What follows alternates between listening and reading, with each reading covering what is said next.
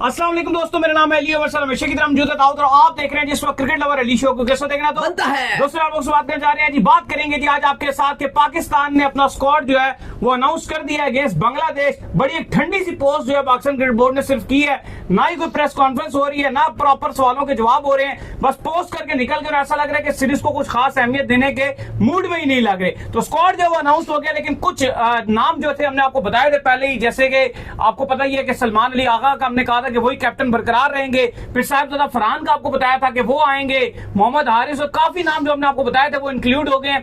कुछ नामों को क्यों इंक्लूड नहीं किया गया इस पर ही बात करेंगे।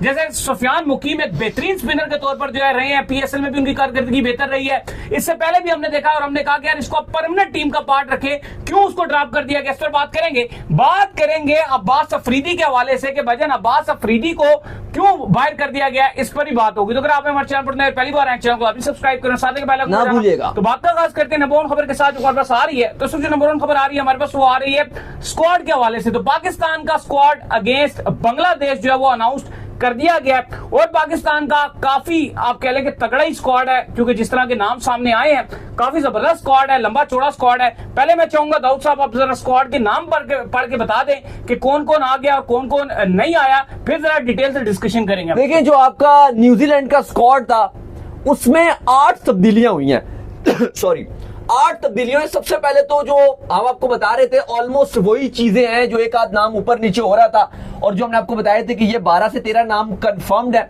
और 2-3 नाम ऊपर नीचे होंगे। ऑलमोस्ट 14 नाम तो आप कह लो कि वही हैं। सरप्राइजिंग जो चीजें हुई हैं वो एक तो ये हुई है कि जो नसीम शाह है, पहले वो T20 में पाकिस्तान के प्लान में नजर नहीं आ रहे थे, लेकिन उनको चांस मिला है। फिर आपको जैसे पता है और लगातार हम बता रहे थे कि बाबर रिजवान नहीं होंगे और शाहीन शाह अफरीदी को भी ड्रॉप किया जाएगा, तो वो तीनों बड़े नाम तो ड्रॉप हो गए हैं। लेकिन पहले जल्दी से स्क्वाड पढ़ के आपको बताते हैं, फिर जो है वो आगे चलते हैं। कप्तान सलमान अली आगा, शादाब खान वाइस कप्तान। एस पर आपको बताया था कि वर्ल्ड कप में प्लान्स में भी उनको यही रखा जा रहा है कि वाइस कप्तान रहेंगे और अच्छी परफॉर्मेंस दिखाई है उन्होंने पीएसएल में। इब्रार अहमद, फहीम अशरफ, फखर जमान की वापसी हो रही है। हारिस रऊफ जगह बनाने में कामयाब रहे हैं।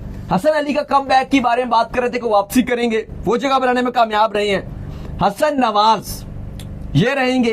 कल हम हुसैन तलत की बात कर रहे थे कि उनका नाम चल रहा है कि उनको भी कंसीडर किया जा रहा है, लेकिन आई थिंक उनको आपने जो रख तो लिया, लेकिन कोई इतना मजा नहीं आ रहा क्योंकि आपने ऑलरेडी ट्राइड एंड टेस्टेड है, खास परफॉर्मेंस नहीं दिखा पाते हैं। लेकिन फिलहाल कल हम बात कर रहे थे कि उनको आप रखोगे और वो रहेंगे। Khushdil Shah, Irfan Khan Niazi, Mohammad Haris wicket keeper, Wasim junior, Naseem Shah, Sahibzada Farhan अपनी शानदार परफॉर्मेंस की वजह से जगह बनाने में कामयाब रहे हैं, और साइम अयूब।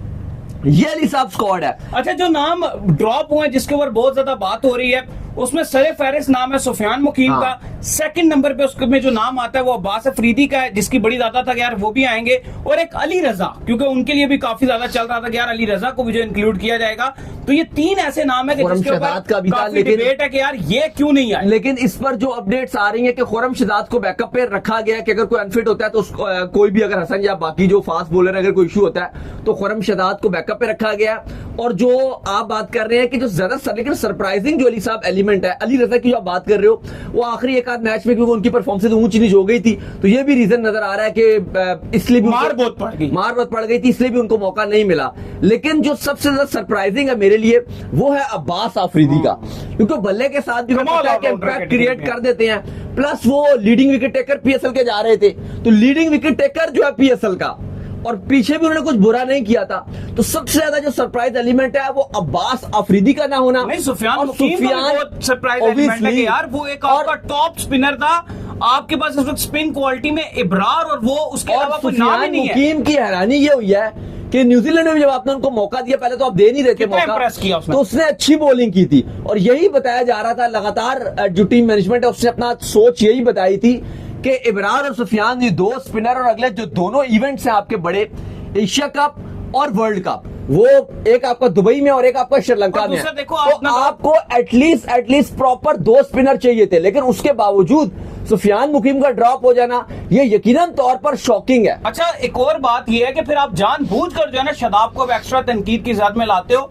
अब सुफियान मुकीम चूंकि ड्रॉप हुआ तो सीधी सीधी तनकीद जो है वो आएगी शादाब के ऊपर कि भाई आपने शादाब को इंक्लूड कर लिया है, शादाब के स्पिनर्स में इतनी अच्छी परफॉर्मेंसेस नहीं है तो आपने उसको ड्रॉप कर दिया। तो बेहतर था आप कोई और नाम ड्रॉप करके सुफियान मुकीम को भी ऐड कर लेते, शादाब को भी आप ऐड कर लेते अगर आपको चाहिए था, फिर शादाब के ऊपर इंटरेक्टली डायरेक्ट देखो शादाब पे क्रिटिसाइज हो रहा है, लेकिन मैं नहीं समझता कि शादाब पे क्रिटिसिज्म बनता है। अभी लास्ट जो मैच हुआ इस्लामाबाद को मैन ऑफ द मैच को उसको अवार्ड मिला है, 4 विकेट्स लिए, 4 विकेट्स लिए, बैटिंग में भी 42 रन बनाए 19 गेंदों पे। उसके पहले भी वो अगर आप ये तो चलो आप बताया ना, जो पीएसएल जब आपका रिवाइव हुआ है उससे पहले भी वो बड़ी अच्छी परफॉर्मेंस दिखा रहा था। शादाब खान जब आपका पीएसएल रिवाइव होने से पहले की मैं बात कर रहा हूं, जब आपका अभी फर्स्ट फेज चल रहा था उस टाइम भी शादाब खान बहुत अच्छी गेंदबाजी कर रहे थे, तो वो बात नहीं बनती। बाकी अली साहब जो न्यूजीलैंड के अगेंस्ट आपकी टीम गई थी उसमें भी आपके बाबर नहीं थे, रिजवान नहीं थे।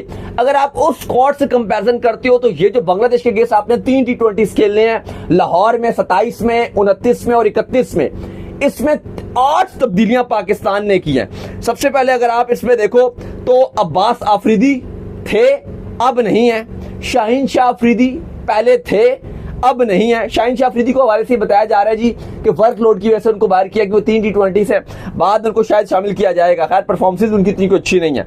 मोहम्मद अली जो बहुत ज्यादा न्यूजीलैंड में उनको कुट पड़ी थी वो ड्रॉप हो गए हैं। जहांदाद खान पीएसएल में भी कुछ खास नहीं कर सके, वहां भी कुछ नहीं किया, इंप्रेस नहीं किया, वो ड्रॉप हो गए हैं। उस्मान खान का ये पीएसएल इतना अच्छा नहीं था, ये उस टूर पे थे, उस्मान खान ड्रॉप हो गए हैं। सुफियान मुकीम को हैरानकुन तौर पे ड्रॉप कर दिया गया।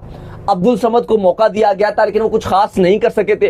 पीएसएल में भी उनको मौका मिला लेकिन अब्दुल समद पीएसएल में भी एक आधे मैच में चले हैं बस, उससे नहीं होता। एक आध मैच के अलावा उनकी कोई परफॉर्मेंस नहीं थी। बल्कि अब्दुल समद से ज्यादा जो मुझे अच्छे लग रहे थे आसिफ अली ज्यादा निक में लग रहे थे बीच में, लेकिन मैचेस में आसिफ अली अच्छे शॉट्स मारे। शुरू में तो मौका भी नहीं मिला ना, 11 में भी मौका नहीं मिला, लेकिन आसिफ अली आपको T20 में एक इम्पैक्ट क्रिएट करते हैं। अगर आप बड़ा इवेंट खेलने जा रहे हो तो आप खिला सकते हो। और आखिरी जो खिलाड़ी न्यूजीलैंड दौरे में था और वो नहीं है, वो है उमैर बिन यूसुफ, जो पीएसएल में आपको इतना इम्पैक्टफुल क्रिएट नहीं कर सके, चांस भी नहीं मिला। ठीक है बिल्कुल, लेकिन अगर आपकी ओवरऑल ये स्क्वाड देखा जाए तो 8 वो तब्दीलियां। लेकिन अगर आप वैसे स्क्वाड में जो अच्छी चीज अगर आप देखते हो तो वो आपको नजर आ रही है कि साइम और फखर की जो वापसी है वो नजर आ रही है।